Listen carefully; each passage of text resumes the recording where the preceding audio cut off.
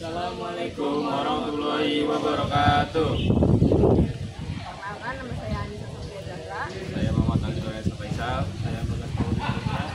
Saya Muhammad Nabil Semua. Pada kali ini saya Anissa akan melaksanakan program pemeriksaan harian atau P2H pada unit forklift FD 30-17 sebelum unit melakukan operasional. Saya menjelaskan P2H setelah forklift running. Saya di sini akan menjelaskan bagian-bagian pada forklift.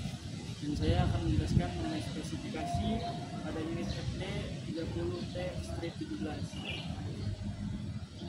Oke teman-teman, jadi ini saya akan melaksanakan P2H atau program pemeriksaan harian pada unit forklift FD 30T-17 sebelum unit dilakukan atau sebelum unit melakukan operasi. Yang pertama, untuk program pemeriksaan harian itu kita cek secara visual keseluruhan dari keliling. Kita bisa lihat di bagian depan apakah terlihat ada kebocoran pada berbagai macam oli yang ada pada unit, yaitu ada oli mesin, oli hidrolik, dan oli transmisi, sama oli diferensial. Bisa juga kalau misalkan pada program pemeriksaan harian terjadi kebocoran bukan dari sumber oli saja, bisa jadi ada kebocoran dari radiator atau air coolant. Nah, terus kemudian bisa kita lihat tekanan angin pada ban ya, ban depan sama ban belakang. Spesifikasinya itu 35 sampai 33 PSI. Untuk 35 PSI itu tekanan ban depan dan 33 PSI itu tekanan ban belakang. Oke. Dan untuk bagian belakang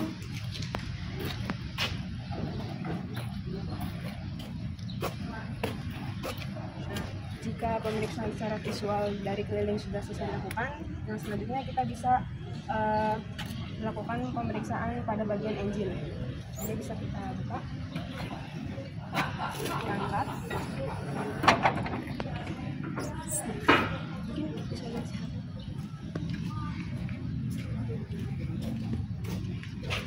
sini ada bagian engine-nya.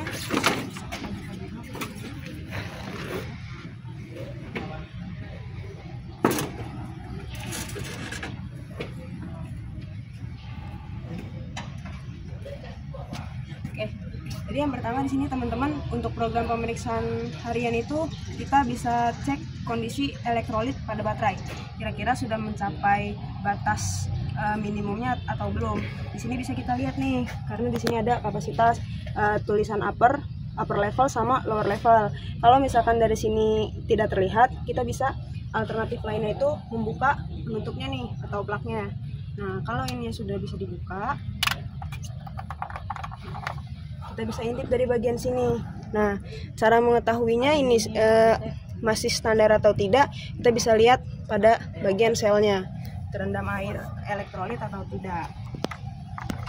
Kemudian masih pada bagian aki atau baterai, kita bisa cek juga kondisi terminalnya, apakah pengencangan murnya sudah sesuai ataukah belum. Kalau misalkan belum kencang, ini bisa kita kencangkan, karena kalau misalkan terminal ini kita pasang kendor, itu nanti bisa menyebabkan kerusakan yang fatal pada saat unit sedang beroperasi. Terus kemudian di sini kita juga akan melakukan pengecekan level engine pada oil ya. Di sini kita tarik dipsticknya. Ya, di sini ada majun. Kita lap terlebih dahulu. Kemudian kita masukkan lagi.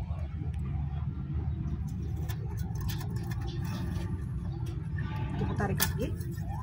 Kita lihat di sini masih menunjukkan batas maksimal.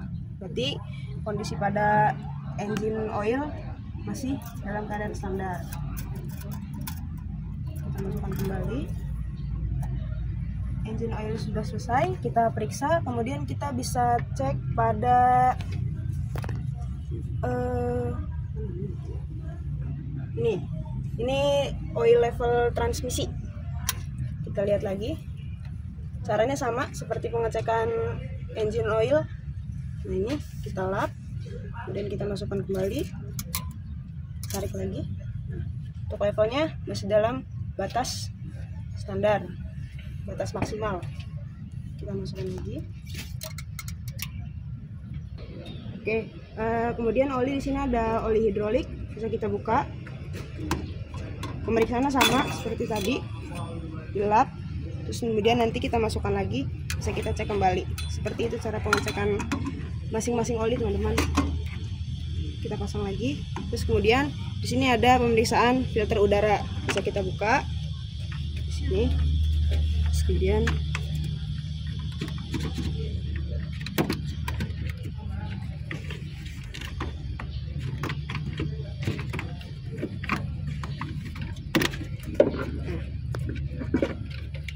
nih. Biasanya untuk pergantian filter udara ini kalau dibutuhkan saja. Kalau misalkan kondisinya kotor, masih bisa diperbaiki dengan cara disemprot dari dalam keluar. Ini pemeriksaan defleksi belt dari kipas ke alternator, bisa kita lihat menggunakan feeling ya.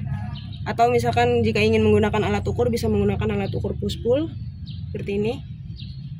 Ini harus diperhatikan karena jika ini beltnya terjadi kekenduran, kerusakan bisa terjadi pada alternator yang menyebabkan sistem pengisian tidak sempurna. Oke, pemeriksaan selanjutnya pada reservoir tank radiator, bisa kita buka. Ini masih mencukupi ya level untuk coolant pada reservoir tank. Jika misalkan kurang, bisa ditambahkan.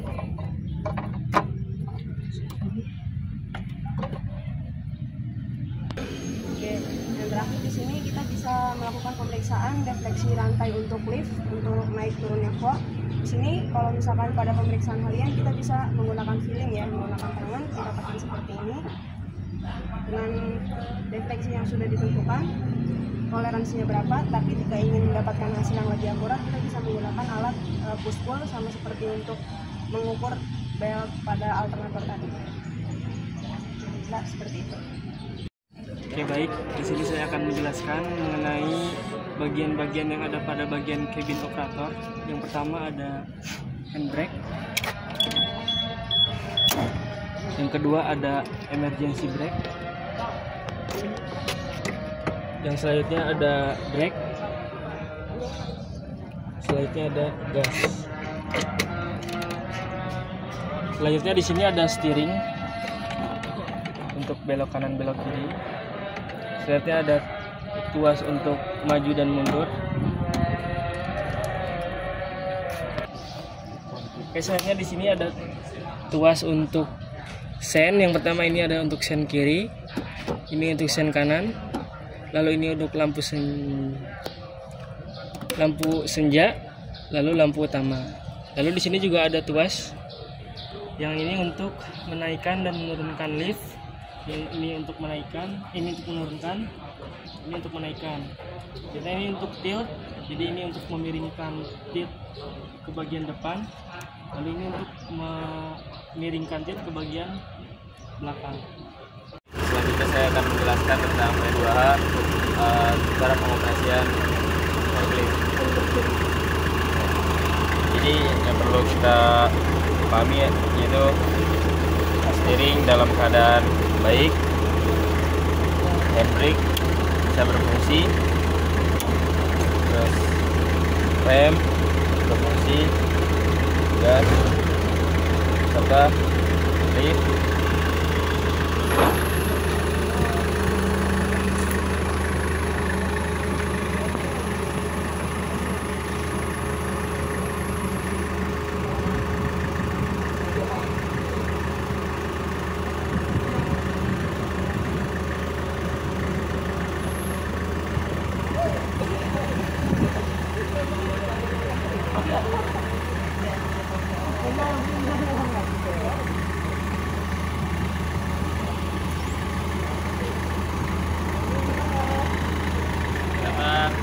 Deal.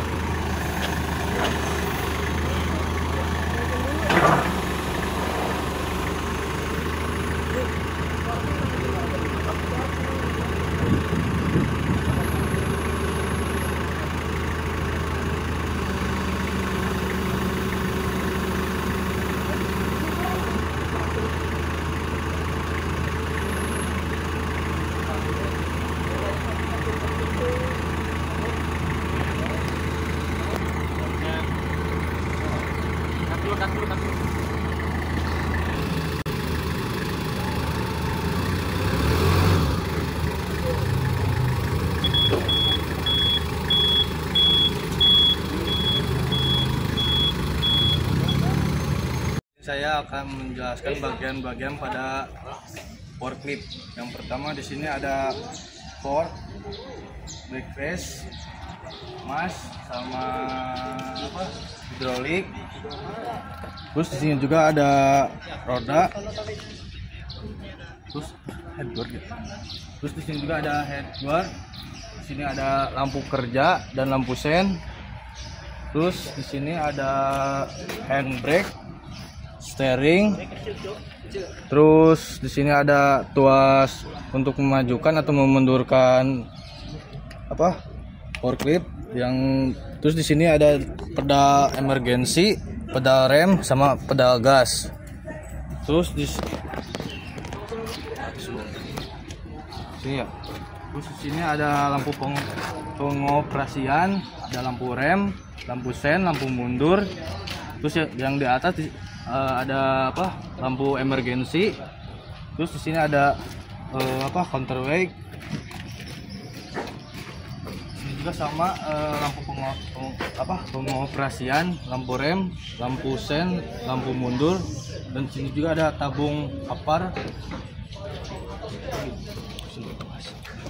Nah, di sini juga ada tuas lift untuk menaikkan lift. Terus di sini juga ada tuas steel. Oke, di sini saya akan menjelaskan mengenai spesifikasi dari unit forklift Komatsu dengan kode FD30T-17. Di sini ada spesifikasinya. Yang pertama ada kode, di sini ada F yang berarti forklift, selanjutnya ada D yang menandakan bahwasannya unit ini menggunakan engine berbentuk diesel yang berbahan bakar solar. Selanjutnya ada keterangan 30 di sini yang menandakan bahwasannya forklift ini bisa mengangkat beban sampai dengan beban 3 ton. Nah, selanjutnya di sini ada huruf T yang menandakan bahwasannya unit forklift ini menggunakan transmisi dengan jenis torque converter.